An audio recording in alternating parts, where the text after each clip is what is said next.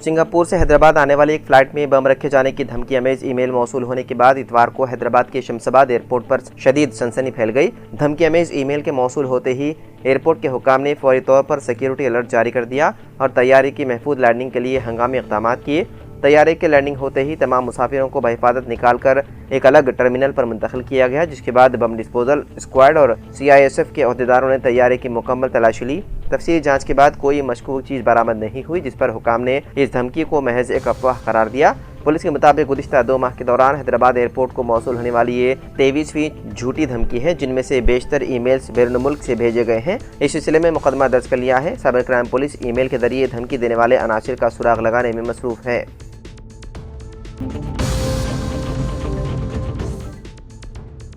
All India मजलिस इत्तेहादुल मुस्लिमीन के सरबराह barrister Owaisi ने मरकज़ी हुकूमत और फ़िरक़ा परस्त ताकतों को निशाना बनाते हुए कहा कि BJP अब NPR यानी कि कौमी आबादी रजिस्टर और NRC यानी कि कौमी शहरियत कानून के बजाय SIR यानी कि स्पेशल इंटेंसिव रिवीजन के जरिए लोगों की शहरियत छीनने की कोशिश कर रही है। MIM के 68वें यौम तासीस के मौके पर हफ्ते की रात दारुस्सलाम हैदराबाद में पार्टी हेडक्वार्टर में मुनक़िदा एक बड़े अवामी इज्तिमा से खिताब करते हुए रुकन पार्लियामेंट बैरिस्टर ओवैसी ने मरकज़ी हुकूमत और फ़िरक़ा परस्त ताकतों पर शदीद हमला किया। बिहार के मेंबरान असम्बली और महाराष्ट्र के नौमुंतखब म्यूनसिपल कौंसिल मेंबरान की मौजूदगी में ओवैसी ने SIR सर्वे के हवाले से दावा किया कि BJP अब NPR और NRC के बजाय SIR के जरिए शहरियों की शहरियत छीनने की कोशिश कर रही है। शहरियत से मुतालिक दस्तावेज़ात के हवाले से ओवैसी ने कहा कि बिहार के बाद अब तेलंगाना और महाराष्ट्र में SIR को नाफिज किया जाएगा। उन्होंने पार्टी कारकुनों से अपील की है कि वो फौरी तौर पर अपने हकीकी नामों का इंदराज करवाएं। सुप्रीम कोर्ट के एक पुराने फैसले का हवाला देते हुए उन्होंने कहा कि इलेक्शन कमीशन के पास किसी की शहरियत साबित करने का इख्तियार नहीं है,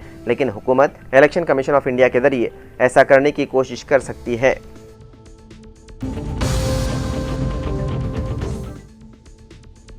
तेलंगाना के करीमनगर म्यूनसिपल कॉर्पोरेशन की हालिया इंतखाबात में 30 नशिस्तें हासिल करने के बाद आमतौर पर यह समझा जा रहा था कि मेयर की कुर्सी BJP के हिस्से में आएगी, लेकिन आखिरी लम्हात में सियासी हालात तेजी से बदलने लगे हैं। इसी पस मंजर में करीमनगर से ताल्लुक रखने वाले वजीर पूनम प्रभाकर के बयान ने मुत्तहदा जिले की सियासत में हलचल मचा दी। पूनम प्रभाकर ने एतमाद के साथ कहा कि करीमनगर का मेयर कौन बनेगा इसका फैसला कल हो जाएगा और इस वक्त दौड़ में कांग्रेस पार्टी आगे है। वजीर के इस वाज़ेह बयान के बाद BJP और बंडी संजय के हलकों में बेचैनी बढ़ गई। पूनम प्रभाकर ने मुखालिफिन की तनकीद का जवाब देते हुए कहा कि सियासत करना उनकी जमात का हक है और इसमें छुपाने जैसी कोई बात नहीं। उन्होंने पूरे एतमाद के साथ दावा किया कि मेयर की कुर्सी कांग्रेस ही हासिल करेगी और करीमनगर की हकीकी तरक्की भी उसी पार्टी के दौर में मुमकिन है।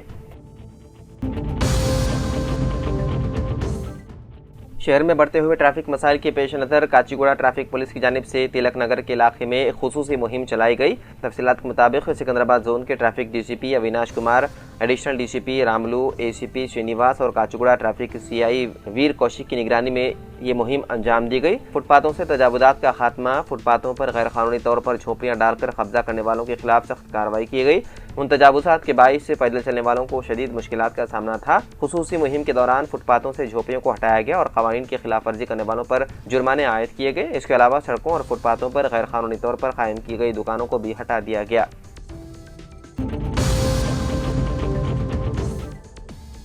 तेलंगाना रोड ट्रांसपोर्ट कॉर्पोरेशन की मुख्तलिफ यूनियनों के जिम्मेदारों ने रियासती हुकूमत की जानिब से कॉर्पोरेशनों के बकायाजात की अदम इजराई और कॉर्पोरेशन को खानगियाने के मनसूबे के सिलसिले में जारी इक़दामात के खिलाफ 24 फरवरी को चलो सेक्रेटेरिएट एहतजाज मुनज़्ज़म करने का फैसला किया। बताया जाता है कि हुकूमत की जानिब से RTC में मुदाखलत और कॉर्पोरेशन के बकायाजात की इजराई के अलावा कॉर्पोरेशन की कारकर्दगी को बेहतर बनाने के मनसूबों और वादों के साथ RTC मुलाजिमीन की यूनियनों की तायद हासिल करने वाली बरसा इख्तिदार सियासी जमात 2 साल कबल इख्तिदार हासिल करने से कबल किए गए वादों को फरामोश कर चुकी है और RTC मुलाजिमीन की खिदमात को बाकायदा बनाने के इक़दामात के बजाय उन उमूर को नज़रअंदाज किए जाने के खिलाफ ये एहतजाज मुनज़्ज़म किया जाएगा। दराए के मुताबिक RTC से वाबस्ता तमाम तंजीमों ने 24 फरवरी को चलो सेक्रेटेरिएट प्रोग्राम की तायद व हिमायत का फैसला किया है ताकि रियासती हुकूमत पर दबाव डालते हुए हुकूमत को अपने वादों पर अमलावरी के लिए मजबूर किया जा सके।